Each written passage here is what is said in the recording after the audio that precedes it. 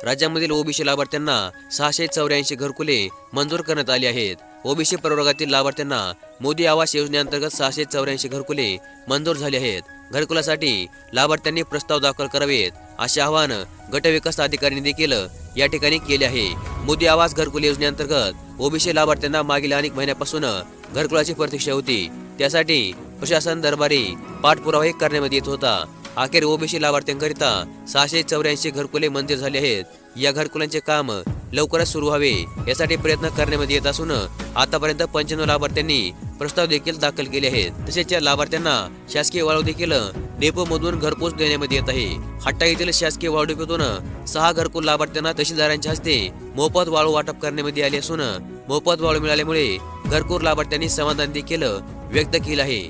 पूर्णा नदी वाळू घाटावर हट्टा येथे शासकीय वाळू डेपो स्थापन करण्यात आला असून 16 जानेवारी रोजी याचे वितरण करण्यात आले आहे।